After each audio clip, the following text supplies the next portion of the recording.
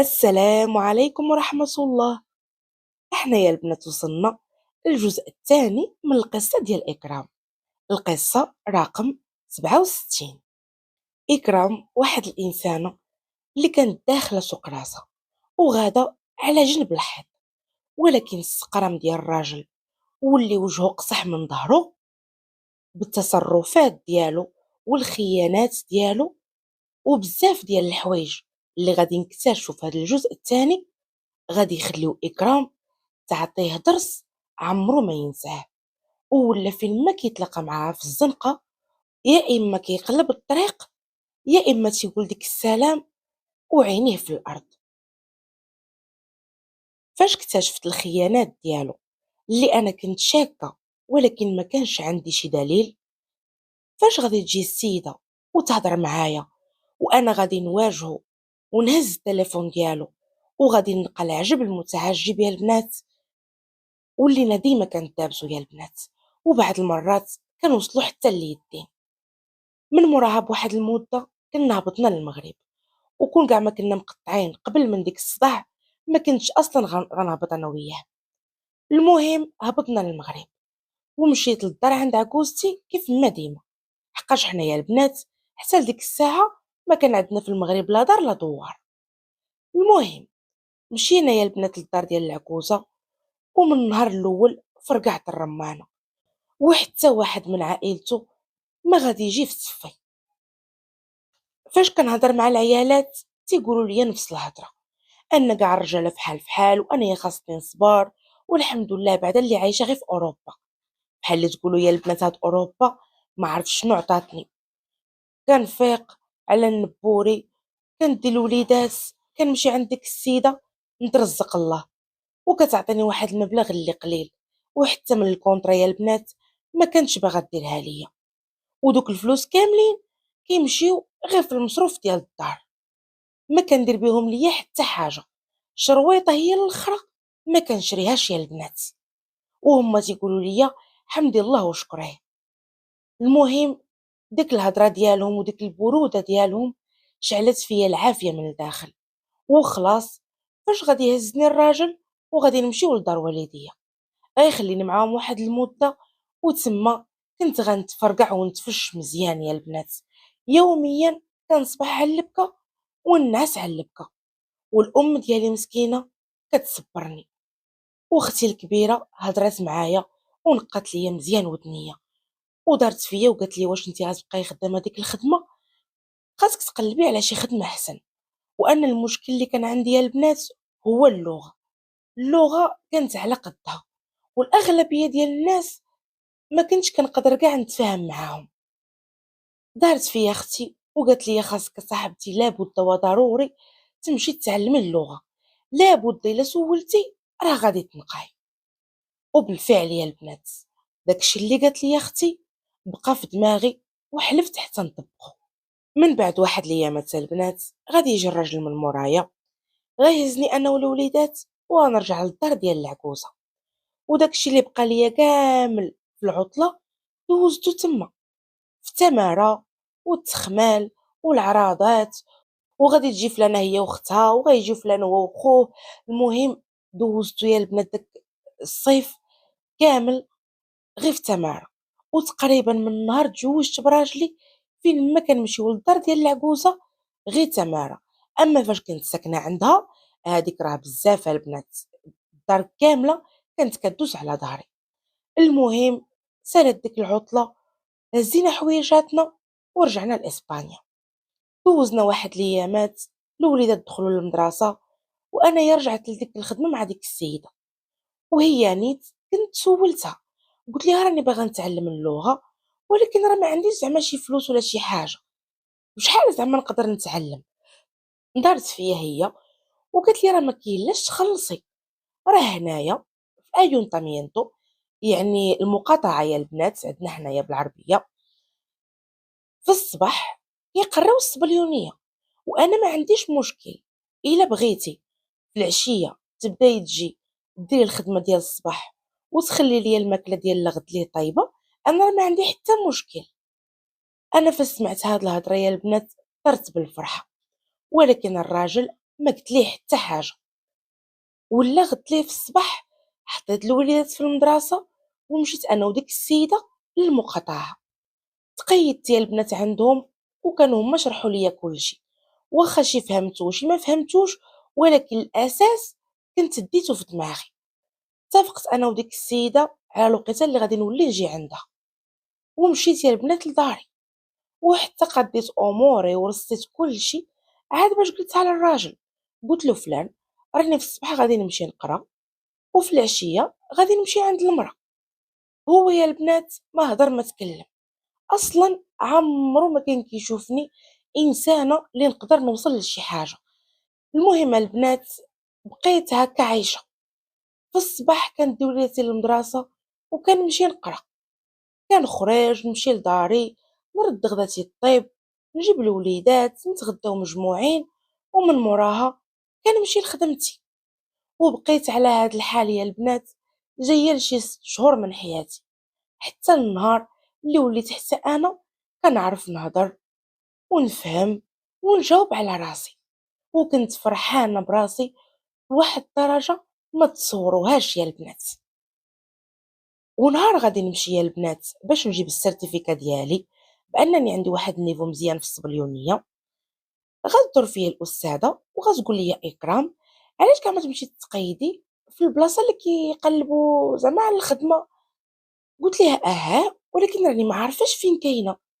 قالت لي ها انت شوفي، ها الورقه مكتوب فيها النمره مكتوبه فيها الادريسه، وهي نعتت ليا مزيان وشرحت ليا يا البنات وانا يا فهمتها.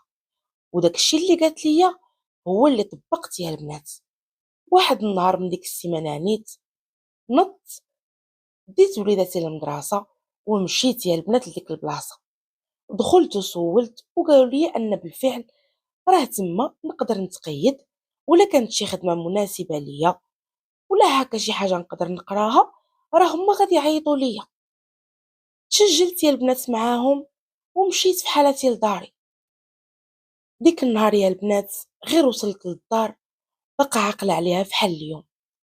صليت يا البنات 2 ركعات وكنطلب الله وكنبكي وتنقول يا ربي دير ليا شي تاويل ديال الخير. كنحس براسي محقوره وما بيدي تغيير.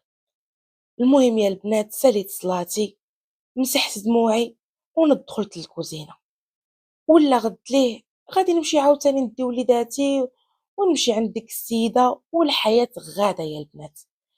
فاش وكذلك تيكون عندي مثلا شي بريكول، ولا كتعيط ليا شي مرا بغاتني نمشي نرومبلاسيها في بلاصتها، ولا مثلا هذا في المده ديال الصيف تيكونوا بعض المرات العراسات ديال المغاربه، هكا مثلا شي خطبه ولا شي سبوع، كنت كنعرف العيالات كنتخشى وسط منهم.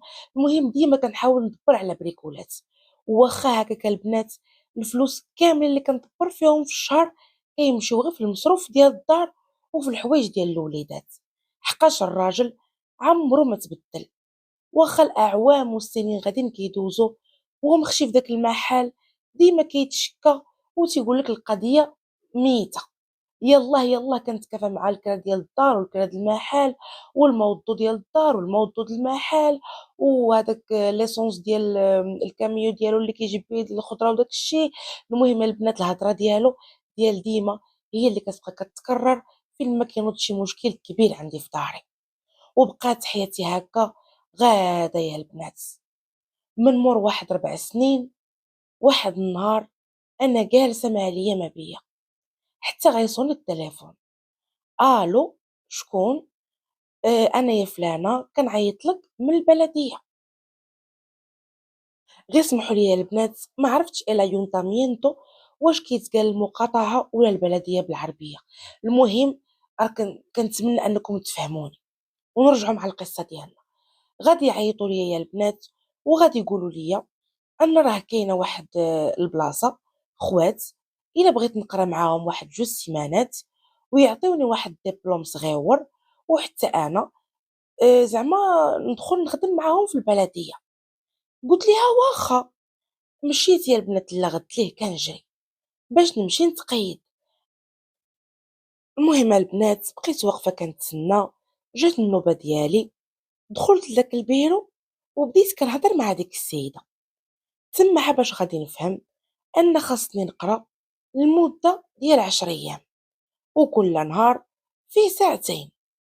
نهار غادي يوريونا البرودويات فين كاينين، كيفاش كيستعملوهم، فين كيتخباو، ونهار هكا ونهار هكا. مهم حتى نعرفو داك الشي من كيبدا حتى فين كيسالي. وكنت عرفت يا البنات انني غادي نولي خدامه مع اللي كينظفوا الزنقه. في الاول جاتني شويه في شكل، ولكن من بعد قلت وشنو، ميناج ميناج، انا اصلا خدامه عند السيده كنضرب الميناج كيف الدار كيف الزنقه. هو غير سمع هاد الهضره يا البنات ما رضاش، وقال لك كيفاش انا على اخر ايامي في اوروبا مراتي غتولي كتشطب الزناقي. درت فيه انا وقلت لكم كنتي كتصرف عليا وعلى وليداتك، ما غاديش نضطر انا نخرج باش نشطب الزناقي. نوضتها انا وياه صباط يا البنات، وديك النهار كان عطاني واحد الملخه كلبانيه. ماشي اول مره ولا اخر مره كنت غادي ناخذ العصا من عنده، كانت حاجه عاديه بالنسبه ليا. المهم ديك الليله كل واحد فينا نعس في جهه، وبقى السيد ما كيهضرني ما كيكلمني، وانا يا البنات اللي في راسي كنحط وليداتي في الصباح في المدرسه، وكنمشي دوك الساعتين وكنرجع لداري.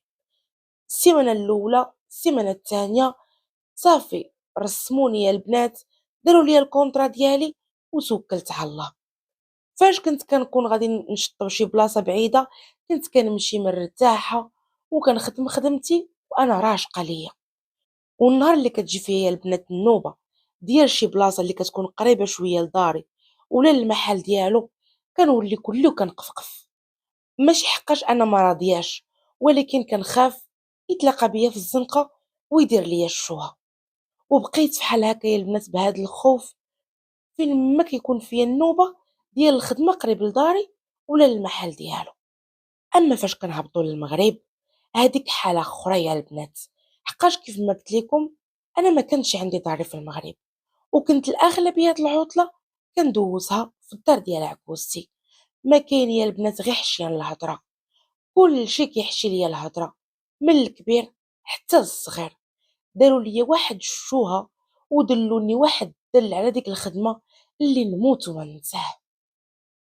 وما عمرني لا دويت ولا تكلمت حتى لواحد النهار اللي غادي يفيض بيا الكاس، وغادي نقول لهم ان ولدكم ماشي راجل. حقاش كون كان راجل كون راني معززه مكرمه في داري، ولكن هو عاطيها لالو مالي وتقرقب الصواني.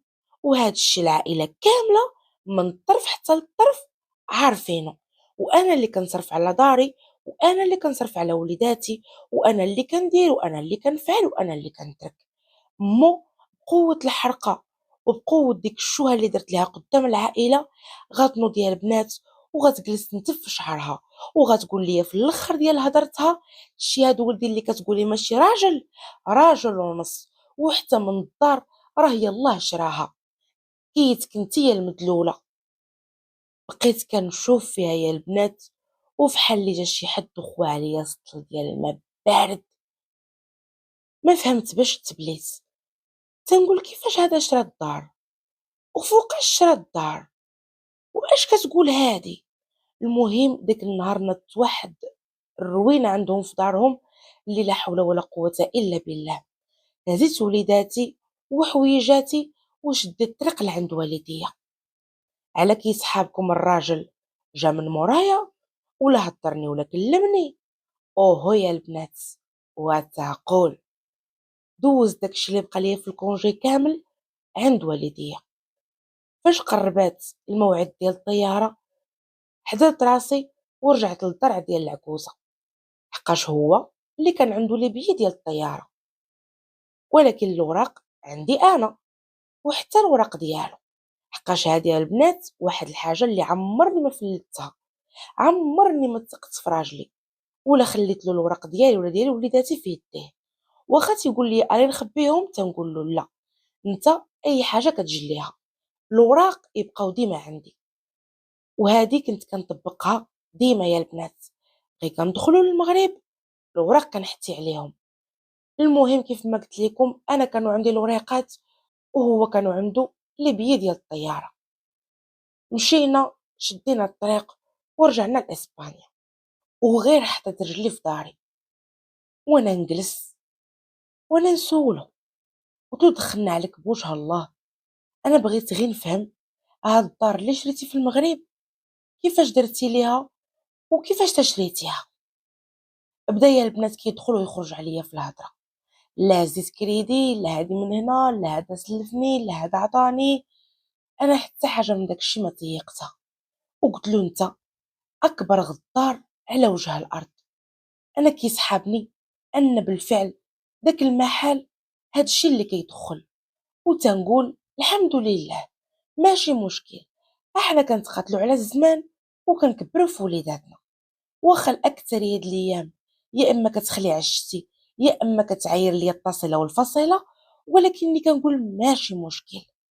وانت من مورايا كتجمع في الفلوس على ظهري انا وعلى التمارين اللي كنضرب انا، جمعتي الفلوس وشريت الدار في المغرب. قال لي لا، وحقه ما حقه، راه الدار ديالنا حنا كاملين، مادام حنا مجوجين راه الدار ديالنا بجوج. قلت له لا سيدي، انت الدار دايرها في المغرب ودايرها على سميتك، ولا واقيلا درتي سميتي حتى هي، حقاش انا ما سنيت والو. بقى يا البنات كيحمر فيا وكيخنزر، وديك الليله عاوتاني نوضت انا وياه صباط، ووليت فين ما كنمشي للخدمه يا البنات كنحس بالحقره. كنشوف ان الراجل داير المشروع ديالو الخاص، جالس ليا في كرسي وكيسربي في الخضره وعايش الحياه، والعيالات داخلين خارجين داك المحل، طوموبيل دارها، شرا كاميو صغير، دار الدار في المغرب. اي حاجه كان بامكانه ولا كان كيتخيل انه يحققها وصل ليها، وانايا ما درت حتى حاجه في حياتي. وهذا الشيء يا البنات كان كياكلني من الداخل، ولكن رغم ذلك كنت صابره وتنقول ماشي مشكل، حتى النهار اللي غادي ندخل عنده للمحل وغادي نشوفه بعينيا خارج وخرجه من موراه واحد السيده. ما رضيتش يا البنات، والدموع طاحوا ليا من عينيا، وديك النهار حلفت عليه حلفه قطعيه، قلت له يا غتطلقني وغتعطيني الحقوق ديالي والحقوق ديال الوليدات، يا غندير فيك شي حاجه اللي عمرك ما تنساها.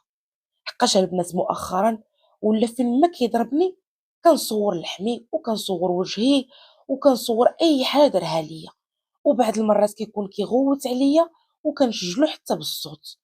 وحطيت له يا البنات داكشي فوق الطبله، قلت له يا اما غتعطيني القده والقده يا اما غادي نمشي للكوميساريه وغادي نديكلاري بك. وبالفعل يا البنات كنا مشينا قلبنا على محامي، درنا طلاق اتفاقي، عطاني واحد المبلغ محترم، واتفقنا على واحد المبلغ اللي غادي يولي يصيفطوا ليا كل شهر على قبل الوليدات. ولا جيت البنات نضرب الحساب ديال بصح، داك المبلغ اللي انا طلبت منه طلبتها رخيصه يا البنات، وحتى من بعد عاد باش غادي نعرف كون طلقت في المغرب شحال كان غادي يجيني في حقي. ولكن ما كيهمش، حقاش نهار سقط الخبار ديك الساعات انا كنت في واحد النيفو واحد اخر يا البنات. المهم ما نحرقش لكم المراحل ونبقاو فين كنا. طلقت انا وداك الراجل، بقيت يا البنات ضيعه في خدمتي. دوك الفلوس اللي كيصيفط ليا البنكه ديالي كل شهر هما باش كنت كنخلص الكرا، الماء والضو والمصروف ديالي انا والوليدات كنت كنخلصو من الخلاص ديالي. كاين الشهر يا البنات اللي ما كيشط ليا منه الدرهم، وكاين الشهر اللي ربي كيطرح فيه البركه وكنقدر نشيط شي حاجه. وبقيت بحال هكا يا البنات شهر من مورا شهر، ووليت سبت الحد كنخرج وكنضرب بريكولات، يا اما كنمشي هكا ندير الميناج للعيالات في الصباح، ولا كان هكا شي عرس ولا شي فرح مع شي وحده في العيالات كيعيطوا ليا نمشي معاهم، الا كانت شي مرا باغا اللي يحدد ليها، الا كانت شي مرا اللي باغا اللي يطيب ليها. المهم اي بريكول كنت كنتخشى فيه غير باش نقدر نوفر شويه ديال الفلوس. وهكا يا البنات وليت عايشه تايهه في وليداتي، تايهه في داري وفي خدمتي، والوقت اللي كيبقى عندي خاوي يا اما راني كنتفرج في التلفازه ولا هازه التليفون كنطلع ونهبط في يوتيوب. بقيت يا البنات والمده غاده. واحد النهار كنت كنتفرج في واحد الفيلم، منين غادي يسالي داك الفيلم في يوتيوب غادي يبان ليا واحد الفيديو ديال واحد البنت وكاتبه في عنوان الفيديو كيفاش تقدري تبداي من الزيرو وتبيعي وتشري في اي حاجه بغيتي. دخلت يا البنات لداك الفيديو وبقيت كنتصنت لداك البنت. من مور داك الفيديو مشيت لواحد اخر، ومن مور هذاك مشيت لواحد اخر، ووليت داكشي اللي كنتفرج فيه يا البنات. وكل ما انا كنتفرج كتر وكل ما يوتيوب كيقترح عليا فيديوهات وحدين اخرين ديال في شكل واحد اخر، ولكن كلهم عندهم علاقه بالمدخول يا البنات الشخصي ديال الانسان، يا اما بيع وشراء، يا اما خدمه في الانترنت، يا اما تصميم، يا اما هكا لي باج ويب. مهم داكشي كامل يا البنات كنت كنتفرج فيه ودايره حاجه وحده ما بين عينيا، ان لابد وضروري ما نبدل حياتي. حقاش ديك الخدمه يا البنات خدمه محترمه، ولكن حتى انا من حقي نحلم بشي حاجه ما احسن. حتى لواحد النهار يا البنات اللي غادي نسيق الخبار ان طليقي تزوج. وما نكذبش عليكم كنت كنحس بقلبي كيتقطع، ولكن ما عندي ما ندير. كنت كنحس بان صافي فات الفوت وانا يلي غلطت وطلبت منه الطلاق. ما كنتش عارفه ديك الساعات ان احسن قرار خديت في حياتي هو اني طلبت الطلاق من داك الراجل. مهم البنات كيف ما قلت لكم بقى فيا الحال وبقيت بديك الحرقه في قلبي لمده طويله، ولكن ما انتزلتش على الافكار ديالي. وكنت حالفه بحلوفي يا دوك الفلوس اللي جالسه كنجمع فيهم شويه بشويه خاصني لابد وضروري ندير بيهم شي حاجه. العقل يا البنات باش ندخل ونخلص شي فورماسيون صراحه ما عنديش، ثلاث الوليدات الخدمه، يعني ما كانش يمكن ليا.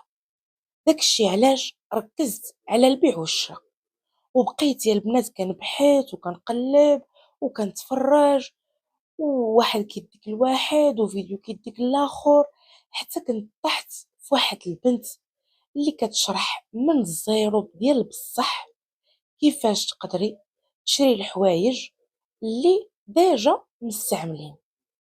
ومن ظهري هاد البنت هادي يوتيوبر صبليونيه، يعني كانت كتهضر على السوق الاوروبي والسوق بالضبط ديال الاسبان. بديت يا البنات كنتفرج من الفيديو ديالها الاول وعندي واحد لاجوندا وكنقيد فيها اي حاجه مفيده كنقيدها يا البنات. البلايص من نقدر نمشي نتقدى، فين نقدر نبيع، كيفاش خاصني نتعامل مع الناس، اي حاجه مهمه عندي يا البنات في ديك لاجوندا. القناه ديال ديك الدريه من حتى لزاد تفرجت فيه، وشحال من فيديو تفرجت فيه مره وجوج وثلاثه، حتى النهار اللي كنت جمعت واحد المبلغ محترم. جزيتو يا البنات وطلعت للمدينة اللي هي كانت كتقول عليها، ومشيت بالضبط للبلاصة اللي هي نعتات في داك الفيديوهات ديالها. وبديت حتى انا كنتخشى مع الناس وكنسول. وما رجعت يا البنات للمدينة اللي انا ساكنة فيها حتى كنت عرفت السمية ديال كل بلاصة وبشحال كيتقام وفين وكيفاش وعلاش والسميات. المهم داكشي كامل اللي قدرت نجمعه جمعته يا البنات ورجعت في حالتي للمدينة اللي انا ساكنة فيها. بقيت يا البنات كنخطط وكيفاش غادي ندير باش نحل شي محل. في الاول ما زعمتش، وداك الشي علاش بديت كنتقدى غير شويه بشويه وكنحاول نبيعو للناس، صحاباتي اللي كنعرف، البنات اللي خدامين معايا. شويه بشويه يا البنات السلعه بدات كتمشى ليا. منين شفت ان داك الشي عليه الطلب عاد باش زعمت وحليت واحد المحل غير صغيور، حليته عمرته بالسلعه وتوكلت على الله. ومن السيمانه الاولى يا البنات بداو الكليان كيجيو شويه بشويه وواحد كيجر الاخر، حقاش واخا الحوايج مستعملين ولكن كيحمقوا وكندير ليهم واحد الثمن واعر يا البنات.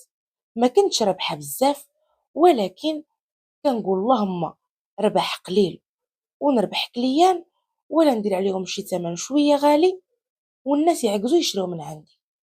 والخطة اللي كانت في عقلي يا البنات ربي سخر فيها. قبل ما نكمل يا البنات 6 شهور في داك المحل، كان صافي ولاو عندي الكليان ديالي، ووليت كنبيع ديال بصح، وكنخلص الكرا ديال المحل والما والضو، وكنخلص الكرا ديال داري والما والضو والفاكتورة ديال الانترنت. وبعض المرات يا البنات الشهر كناكلو فيه مخير، وكاين الشهورات اللي تيكونوا شويه مهم على قد الحال. وبقيت غاده هكا شويه بشويه، قفلت العام الاول، قفلت العام الثاني، وهي تجي لاله كورونا سدوا علينا، والمحل ديالي كان تا هو من المحلات اللي تسدوا. بقيت يا البنات دوك 3 شهور جالسه في الدار وكنجر من الفلوس اللي كنت جامعه، وكنت اتفقت انا ومول داك المحل ان من نقدر نرجع نحلو ديك الساعات نخلص ليه الكرا ديالو. وحتى هو كان واحد السيد اللي متفهم وقال لي ماشي مشكل، هاد الشهورة اللي دابا تبينا بهاد الوباء انا مسامحك فيهم. المهم البنات فاش رجعنا وقلت زعما غنتوكل على الله وغادي نبيع ونشري وكل شيء غادي يكون كيف ما الاول. ونقيت يا البنات ان حتى حاجه من داكشي اللي كان في عقلي ما هي. الشهر الاول صبرت والثاني والثالث وتنقول شويه بشويه القضيه راه غادي تزيان، ولكن والو يا البنات. بقيت غادا وكنجرب داكشي اللي انا مخبيه، دخلت في شي فليسات اللي كان عاطيني الطليق ديالي فاش طلقنا. المهم ما بقاش عندي الريال يا البنات، جلست على الدص. داك 2020 داز عليا كحل سحل، والاول ديال 2021 وكذلك. حتى صافي قلت غادي نعاود نقلب على خدمه وغنطلق هاد المحل، واللي بغاها الله هي اللي غتكون. ونفس الشهر اللي كنت عواله نطلق فيه داك المحل، سبحان الله ما عرفتش دوك الكليان منين جاو. السلعه اللي كانت عندي طارت، السلعه اللي جبت من موراها طارت. المهم في ظرف شهرين ولا 3 شهور قدرت نرجع الكريديات ديالي، وبديت شويه بشويه كنخلص مول الدار الكرا ديالو، كنخلص المول الحانوت تا هو الكرا اللي كان عندي كيتسني قديم. وبقيت هكا يا البنات غادا شويه بشويه شويه بشويه، ما جا يدخل عليا 2022 حتى كنت خلصت تبارك الله الديون ديالي كاملين. حتى حد ما كان كيتسني شي حاجه، لا مول الدار ولا مول الحانوت ولا الناس اللي كنت سلفت ولا واحد الكريدي من البنكة. المهم حمدتك يا ربي وشكرتك، حيدت عليا كل شيء. وداك العام بالذات طلقت الخوف وزعمت يا البنات، ومشيت تقيت باش نشوف كي غادي ندير لداك البيرمي. حقاش حتى لديك الساعات كنت كنتفاهم مع الناس اللي غنتقدى من عندهم، وهما اللي كيصيفطوا ليا داكشي حتى للمحل. كنخلصهم بالزايد ولكن ما كان عندي ما ندير. ولكن بديت كنلقى المشكل ديال انني بعض المرات كنبغي ناخد من بزاف ديال البلايص، شي بلايص منهم سلعة كتيرة وشي بلايص منهم سلعة قليلة. وفاش كنجي نخلص ليهم تا الترونسبور وانايا اصلا كنبيع بواحد الثمن رخيص، الرباح يا البنات غادي وكيقلال. دخلت توكلت على الله وبقيت كنقرا. المره الاولى ما نجحتش، ولكن المره الثانيه قراو معايا وليداتي بثلاثه بهم. كل مرة تجلس معايا واحد وكنبقى نقرا يا البنات وهما كيفهموني، وكندوز دوك الأسئلة في التليفون. وبقيت يا البنات كنتقاتل نتقاتل نتقاتل حتى عاود دوزت الامتحان ونجحت فيه. وبالنسبة للسوقان ما لقيتش فيه شي مشكل كبير، حقاش كنت خلصت بزاف ديال الحصات وكنت تعلمت مزيان ومشيت طايقة في راسي، دوزته من المرة الأولى. وديك الساعات وليت المحلات اللي كناخد من عندهم السلعة كتيرة كنقول لهم يجيبوها ليا للمحل. وفاش كنبغي انايا نتقدى غير شويه شويه من محلات اخرين كنهز طوموبيلتي وكنمشي برجليا، وبعض المرات كيمشي معايا شي واحد في وليداتي. ومن مور المشكل ديال الطوموبيل اللي كانت تحل بوجهة الله، كنت لقيت المشكل الثاني، ان المحل ولا صغير، والسلعة كترات، والبلاصة اللي كندير فيها السلعة اللي كاع ما تنكون حطاها حتى هي يا البنات كتكون مستوكية. ووليت كنلقى ان خاصني ندي السلعة حتى لداري، وهذا الشيء ما كانش كيعجبني. داك الشيء علاش بديت كنفكر في انني نحل محل واحد اخر. واحد النهار جلسة انا وولدي الكبير وكنهضروا في هذا الموضوع، هو يدور فيا هو قال لي ماما فاطمه تحلي واحد اخر كبر من هذا وديري فيه نفس السلعه، دابا نتيا وليتي كتعرفي بزاف ديال الناس، علاش هذا المحل الجديد ما ديريش فيه الحوايج جداد وهذا خليه للحوايج اللي مستعملين. منين دورتها يا البنات في عقلي لقيت ان ولدي عنده الحق، حقاش بالنسبه للثمن كنت غادي نربح اكثر في الحوايج اللي باقيين جداد على الحوايج اللي مستعملين. وهاد الفكرة بقات غادة كدور في راسي يا البنات نهار على نهار. وواخا كنت يا البنات عارفة ومتأكدة أن ولدي عنده الحق، ولكن ما زعمتش، وبقات هاد الفكرة كدور ليا في بالي، وديما تنقول خلي حتى من بعد. داز الشهر الأول والثاني والثالث والرابع، وبقاو غادي الأيام غاديين وكيدوزو حتى العام 2024. كنت جامعة واحد المبلغ محترم جدا جدا جدا، وزعمت يا البنات وأخيرا درت يدي في يد ولدي ومشينا كنقلبوا على المحلات. وكنت باغا شي محل يكون واعر يا البنات، ما عرفتش علاش، ولكن كنت باغاه يكون واعر وفي وسط المدينه. داكشي اللي لقيت يا البنات كان غالي، ولكن ما حطيتش سلاحي، بقيت كنقلب وكنهضر وكنتفاهم حتى لقيت واحد المحل واعر بثمن خيالي. خديته من عند مولاه وتوكلت على الله. درت له واحد الإصلاحات اللي صغيورين، ولدي هو اللي غادي يتكلف ليا بداك المحل نيت. بديت يا البنات كندوموندي على السلعة الكبيرة، كنمشي أنا وولدي لديك المدينة مرة نشوفو عاوتاني حويجات أخرين حتى عمرنا داك المحل. النهار اللي غادي نديرو الافتتاح البنات شديت دوك التصاور وحطيتهم في الواتساب، وكنت باغا وكنطلب الله أن الطليق ديالي وعائلته كاملين يشوفوا دوك الفيديوهات ودوك التصاور، وحتى وليداتي بثلاثة بهم داروا فيديوهات وتصاور وحطوهم في الانستغرام في الفيسبوك في الواتساب. وهذا الشيء كامل علاش درتو يا البنات؟ حقاش نهار ساقوا لي الخبر انني عندي واحد المحل كنبيع فيه الحوايج المستعمله، قال لك حقا ما حقا، واش اللي كتبيع البال حتى هي زعما غادي تسمى امرأة مشاريع؟ والهضرة وصلت حتى لعندي يا البنات، وفين ما كانوا كيجبدوني كيضحكوا عليا، على لباسي، على الطريقة اللي كناكل بها، على الطريقة اللي كنجلس بها، كيعايروني على الخدامين اللي خدمت فيهم، على الزناقي اللي شطبت، كيعايروني على داك المحل اللي كنبيع فيه الحوايج ديال البال. المهم داك المحل الجديد اللي حليت وداك النيفو اللي وصلت ليه وليداتي بحال اللي كنت باغا نفقسهم ولا غير نبين ليهم بان ديك الهضره ديالهم كامله ما دات مني والو. وفي نفس السيمانه اللي غادي نحل فيها المحل الجديد كنت خارجه انا وبنتي وغادي نتلاقى مع الطليق ديالي الصدفه يا البنات. الراجل شويه وما تجيه جلطه، فينا هي اكرام اللي كانت كتاكل العصا وكيعطيها 2 اورو ويقول لها سيري ديري البيض ومطيشه وعطيني التيقار.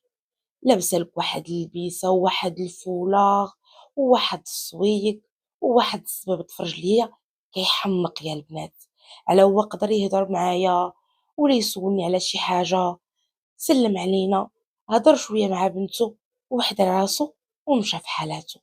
وانا يا ديك اللحظه لاول مره في حياتي غادي نحس بالانتصار، وكنحمد ربي وكنشكره حقاش دابا واقفه على رجليا، ما بقيت محتاجة حتى واحد من غير الله سبحانه وتعالى. وإلا رجع بيا الزمن اللور يا البنات كونوا متأكدين أنني كنت غادي نختار راسي مرة أخرى. وهنا سالت قصتنا. كنتمنى إن شاء الله القصة ديال إكرام تكون عجباتكم يا البنات. أنا بكل صراحة في الاول عصباتني وفقصاتني وغدداتني يا البنات، ولكن ما حدها كتعاود ليا وانايا كيعجبني الحال كتر وكتر، وبقوة اللي عجباتني الهضرة ديالها وكيفاش كتحكي، وانايا تحمست وبقيت كنسولها وهادي علاش وهادي كيفاش. مهم حمقاتني يا البنات. كيفاش قدرات تواجه الصعوبات وتحضن على وليداتها وتكبرهم وفي نفس الوقت ما نساتش راسها. هذه اكثر حاجة عجباتني في هاد السيدة. وبالنسبة يا البنات للدعاء اللي كنديرو في الاخر ديال القصة، اليوم جايبه لكم واحد الفيديو كيحمق. فيديو يا البنات دخلت اليوتيوب وتصادفت معاه غير صدفة. القناة انا ما متبعاهاش، ولكن غير بان ليا الصورة المصغرة فيها الدكتورة هيفا يونس. ما عرفتش البنات واش كتعرفوها. عجبني داكشي اللي كان مكتوب في الصورة المصغرة. دخلت بديت كنتصنت ولقيت ان فيهم واحد النصائح كيحمقوا وفيهم حتى الدعاء. الفيديو يا البنات ما طويلش بزاف، وقيلا فيه 20 ساعة ولا 40 دقيقة. في اول تعليق البنات غادي تلقاو الرابط ديال الفيديو اللي قلت لكم عليه ديال الدكتورة هيفاء يونس، وغادي تلقاو كذلك الرابط ديال الجزء الاول ديال القصة ديال إكرام. وإلا عجبتكم القصة يا البنات ما تنساوش خليو لي لايك، وكنتسنى الآراء ديالكم في التعاليق. وإلا وصلتي يا اختي حتى لهنا وباغا كاع ما دايره اشتراك، ديري اشتراك وفعلي الجرس باش يوصلوك جميع القصص.